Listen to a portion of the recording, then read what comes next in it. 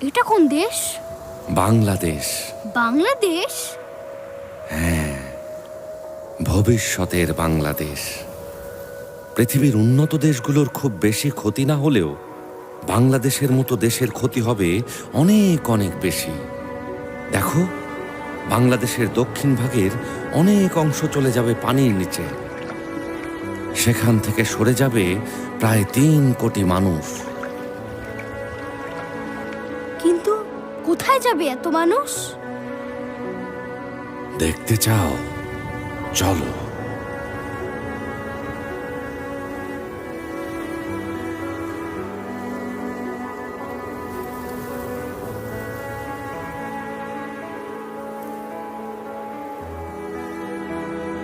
অনেক শহর আর গ্রাম পানির নিচে চলে গেছে, তাই সবাই আজ দেশের উত্তরে উঁচু জায়গায় এসে আশ্রয় নিয়েছে।